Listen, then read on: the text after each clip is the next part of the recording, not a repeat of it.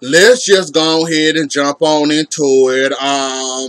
I guess Dr. Heavenly learned her lesson. It's still undetermined yet. We gonna have to wait and see if she gonna show her ass again or what she gonna give us when as the season goes on. So we gonna wait and see if she changed. Did she learn something from this journey? Did she get closure? Did she get peace of mind? Like, we gonna have to wait and see, and I'll talk about her in a moment. Well, later on. Let's go with Toya and Eugene. Okay, Toya getting her upstairs, downstairs, or her whatever kind of closet she talking about getting in. Y'all still gonna be in the budget. We ain't gonna have no problem with that. The house coming out fine. Everybody get what they want. They still cutting back. They still doing good or whatever. Now, Toya, I'm happy for you and your new house you getting built and all that or whatever. And I'm glad you getting your closet and all that. Toya, you cannot be this mad over a party. I mean, serious. Really, Toya. Really. You this pressing this bother over a party because she didn't show up. Like I said before, and I'm going to say it again. Toya, that woman that's going through a lot. She dealing with her own life right now. She ain't got time to be sitting up there celebrating no party over no damn promotion that she ain't going to be able to get none of. Like, Toya, let it go. Leave that girl alone about that petty shit. Like, that girl dealing with her daddy may or may not have cancer. She trying to prevent her or stop herself getting her breast lowered or augmented and finna get her body cut open. She ain't got time for the petty argument. She ain't got time to be arguing over I was coming. Well, I wanted to come. My dad came in the time. Oops, sorry I couldn't make time for you. Like, Toya, let it the fuck go and leave her alone about this damn part. If that's all you got to offer us this season, or better yet, if that's all you got to talk about this season in Contessa and not coming to your party, well, you need to go find you another storyline, or hell, go spend some money or something. Cause Toya, I think anybody in the right common sense, in the right mind, and the stuff she going through, I already tell you F you too and forget your party. Like, Toya, you really got to let that go. Like, over a party, really? You went to put y'all friendship 4 years, 5 years, however long y'all ain't been friends, cause she didn't show up to your goddamn oh look, my husband getting a promotion at work so we can get back our things that we once couldn't get or we couldn't afford cause we had to deal with a whole tax debt. Like, Toya, you need to fly your wings and fly away because it is becoming ridiculous and you need to cut it out. I can't believe you this goddamn pressed over a party that she didn't show up to. You lucky her husband showed up to the party. You ought to be grateful and happy about that, but I see that ain't good enough for your ass. Like, Toya, I'm not finna get upset with you. It's time to let it go. It's time to get over it. It's time to move on. Hell, if anything, why don't you go help Quad out of be an ear for Quad or sit there and listen to her lies or her little white lies she like to tell. Like, Eugene trying with Greg, they having their little man get together every Friday or when they having their little get together. Trying to help Greg out. Why don't you go help Quad out or something? Like, get yourself a storyline other than Contessa didn't show up to my party. Now, man, the little sit down didn't go as planned. You end up cussing her out, well, trying to cuss her out, then called her a bitch behind her back, and she said, don't play with me. You'll never get the upper hand over me, so don't try. Like, by the reunion, that girl will tell you she's sorry if she ain't going through something. Like, Toya, Don't expect that girl to ever apologize to you. Not right now where she at now. Her mind is focused on her family, her dad, and she's still concerned and worried about not catching breast cancer or having breast cancer. So, Toya, cut it the fuck out and leave it alone. Don't bring up this argument no more. Don't bring up Contessa and y'all feud and all, cause it's not a feud. That woman got too much on her plate right now and she ain't got time for your bullshit. That's basically what we gonna call it. Contessa dealing with real life issues. Rather she gonna lose her dad to cancer like she lost her mom. The dad still haven't been confirmed or denied that he may or may not have cancer.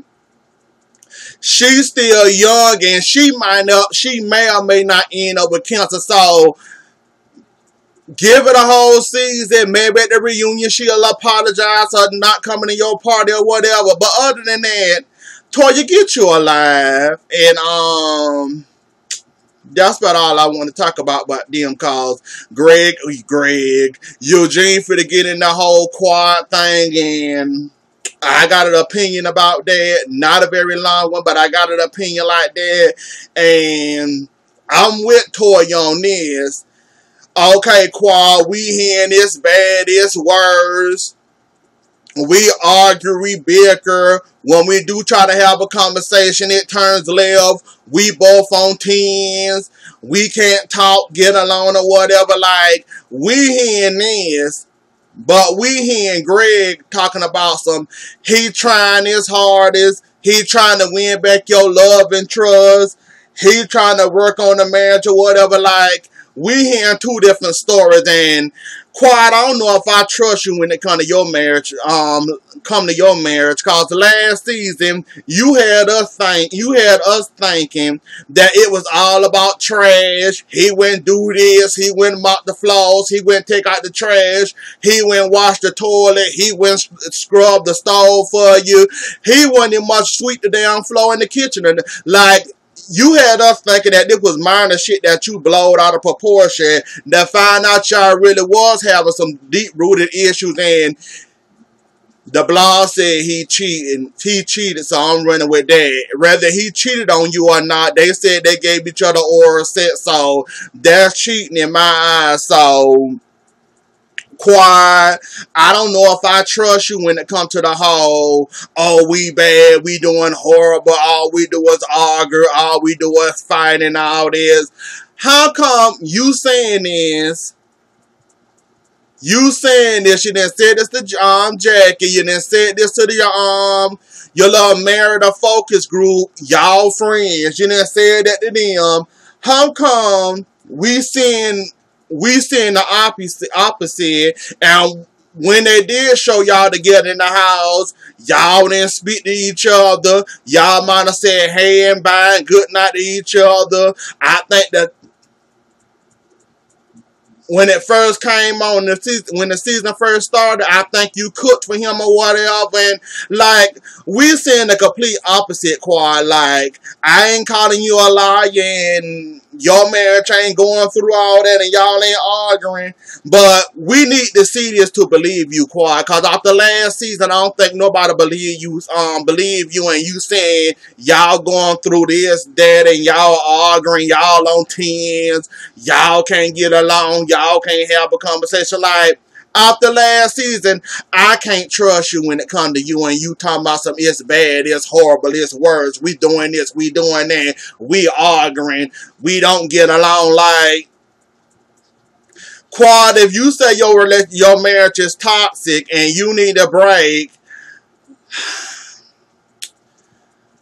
like, I forgot the lady name, but the lady with the focus group. Like she said, if it's so bad and it's so horrible and y'all going through all this, how come ain't now one of y'all left the house yet? How come ain't now one of y'all say, you have the house, I go to a hotel, matter of fact, I go buy me a whole nother house, and like y'all need to separate. If it's really that bad, go do a Simone Caesar. Get you a south house or a north house or a southeast house or a northwest house. Why don't you go get a hotel room, an Airbnb, it's something that they got in Atlanta too that you can also rent that. I forgot what it was called.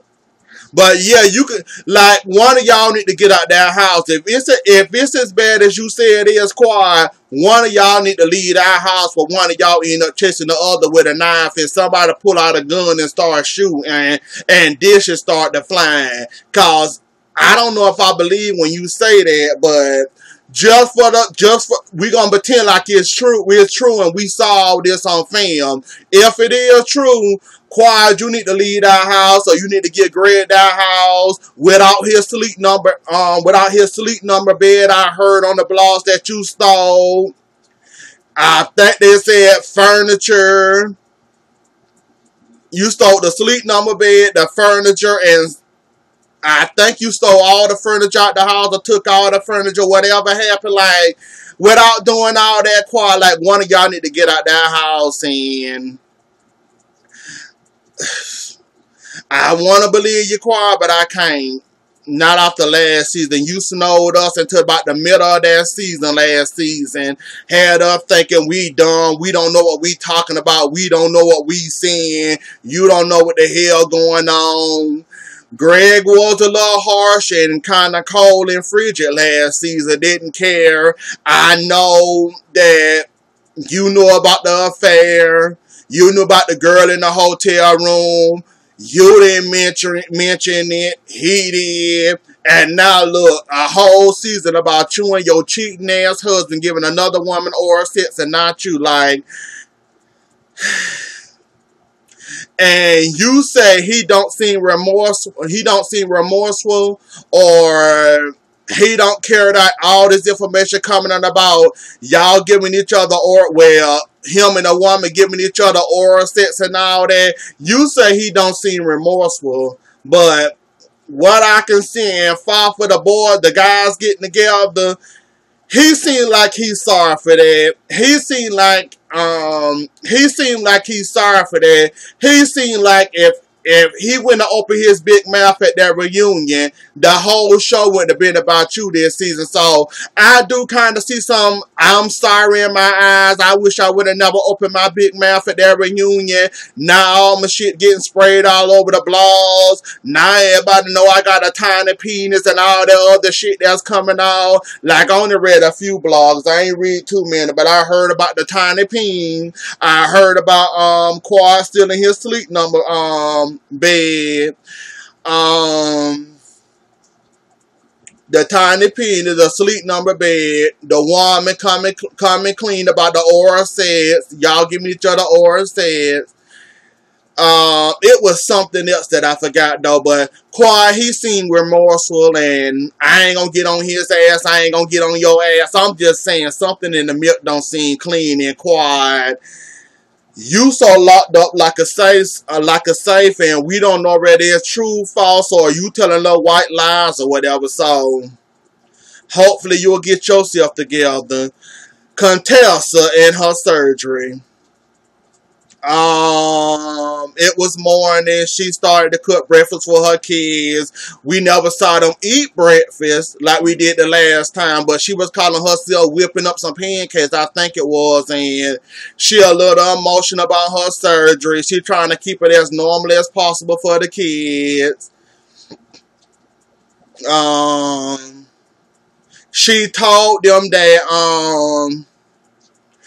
I'm going to surgery. I don't know if I'm going to be back tonight. Aunt Anna or whoever aunt gonna be watching y'all, and I'm gonna be gone. I'm going to the hospital. I'm fine. Like, she tried to keep it as normal as possible and go to the hospital too, and we saw them, and we seen her drop the kids off. We saw her talk to her kids. It was a short conversation, but we saw her talk to her dad, not her kids. Talk to her dad, a little conversation. Then, like I said, if I had to talk to somebody or tell anybody my business, Dr. Jackie would be the absolutely one I would turn to immediately. Like, Dr. Jackie ain't nothing but a good friend, and you can tell she got a kind heart, and she'll be there for support no matter what. And And she could have been there in that room or sitting there waiting on Contessa to come out. She probably would have been there and not in Miami with Dr. Heavenly, but Dr. Heavenly needed her, and Dr. Jackie said she understand why she doing, and then seeing what her mama went through, and she basically gave her blessing and said, I see why you doing it. I wouldn't blame you. If I was in your shoes, I'd probably do the same thing. So she sent her text and we saw them in the hospital, and of course, as they say, doctors are the worst patients, and she didn't give up a fight and like normal doctors do when they go to the hospital, but she took it like a champ. Like, I guess the next episode we're gonna see her come out. We don't know if everything went fine, but I know the next episode we're gonna see her come out of surgery and all that. So yeah, that's about it with them. Mariah, Aiden, and Lori. Is a Laura? Laura is Dr. Lauren. So we seen them out. Basically, she 13, about to turn 14. They took her out to dinner. She want to talk about the birds and the bees. Of course, Aiden wouldn't know anything about that and how the American do it, because you know he Indian, and you know they basically throw you to the next girl, or somehow they arrange your marriage to find a girl and make you marry her. You know how them Indians do. Them India people do, India. You know how they do. They arrange their marriage. Mariah wasn't the only one. The daughter want to talk about the birds and the bees. He didn't know where to start, but they started the conversation 3 weeks ago, and he basically told her, like, I want you to wait till you in second year in high school, or when you turn 20 something, he said. But he said he know not to expect that, and basically he gave her the talk and told her he wanted her to focus on her schoolwork and go to college, make something of yourself. You gonna like guys, I can't stop that. You gonna talk to guys or whatever. Just don't do nothing nasty or whatever. So the talk was pretty cool, and he did good for his first time going through this with his daughter. So he did a good job in it, and the whole company with Mariah and Aiden talking about his ex-girlfriend, and she saw him. Do she look like Mariah? I mean, yeah, does she look like me, or does she look like Heavenly? And they sat there and laughed and joked in the confessional. Like, that was a funny moment with Mariah. We don't get too many funny moments with Mariah, but that was a very funny moment right there, and I enjoyed that little moment with Mariah. We actually saw Mariah being humanized. Ain't that some shit on her own show? She finally put away the red cape in the horns at the top of her head, and we actually saw a real live human on the episode. So that's about it with that. Dr. Heavenly, her spiritual journey continues. Basically the final step was her house she grew up in. She haven't been there in 20 years. She went there, she talked to the man that owned the house.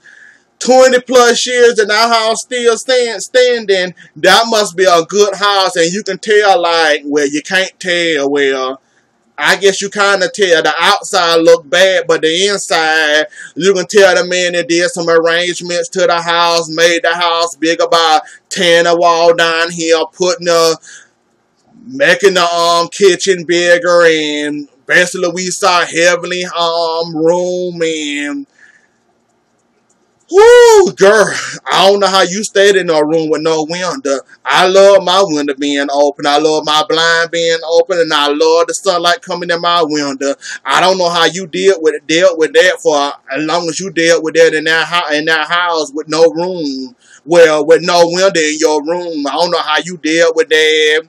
Then she also revealed that her sister and they don't get along like that. But if she called her right now on the phone and say, I need about $500, I'll be there for her, I'll help her out. Then we find out her growing up with her sister. The daddy was away in the military all the time, and he wasn't home all the time like that. But it was her sister, and her mama. And the sister was, what they tried to say was the sister was the fast one. She had all the men. She was always outside. Heavenly was very sheltered. She didn't have no room in her house. No window in her room. She stayed in there reading books, doing what she had. Well, not doing what she had to do. Basically, she was sheltered and she was a I guess she wasn't an outside person, and basically, I guess that weighed heavily on her. Then it also revealed while walking around the house that her dad died in that room when he did come back from the military. And her dad died in the room. The room was locked, so we couldn't see the inside of the room. So that's when she started having a panic attack, and she said she was doing her first year of dental school or whatever it's called, and her mama basically told her, you ain't got to come home if you don't want to. I guess she never got her closure from her daddy, because she said basically she blocked all that out till she saw that room or went back there to the room, and that's when it came to her that her daddy died in that room, and I guess that was the closure she was looking for. Coming back to that house, seeing it one more time, looking at the room, looking at the house, thinking about her dad that she broke down. She said she was having a panic attack and all that, but hopefully she got a lesson out of this. Like, Dr. Heavenly, I know you ain't gonna change. I'm not looking forward to you changing. Maybe at the reunion you might show us a little bit more growth, but as the season progresses, I don't see you changing that much, but I hope that did get that monkey off your back, and I hope you did get your closure off of that, and I hope you close the chapter on Miami, meaning that house, and your daddy dying, and I'm guessing what I can read from you that you never got to say your goodbyes to your daddy because you was in dental school. You said you were working on an exam, and you got that call about your dad, and I guess you didn't make it to the funeral, so basically all you wanted was a goodbye or say your goodbyes to your dad. I guess that's what you was looking for from that, and yeah, that's about it about that, but that house, and oh yeah, her high school friends, well, her childhood friends, and now I see where Dr. Heavenly get it from. Now I see why Dr. Heavenly is what she is, and she was drinking that Mad Dog, and her friends used to her sharp tongue, and they never told her no better, and she never learned from the situation that her tongue always managed to get her in trouble. She joked, she played, she talked about what place she got in high school, or was it college? I don't remember. And that they won president. She won president one time. Heavenly said because she was white. Basically they was beauty queens and all that in school or whatever. And yeah, now I see where Dr. Heavenly get it from, and why I know now why she think that's okay to use her sharp tongue all the time, and why it ain't gonna stop and why it's gonna continue. Like she said, she gonna try to use better words, but you didn't try that before, Dr. Heavenly. That didn't work, so I'm gonna wish you good luck and hope you make it through it or whatever. That's about it, y'all. Anyways, though, y'all, that was the episode. Don't forget to like, share, comment, and subscribe. I'll see y'all later. Enjoy the rest of y'all night. Bye.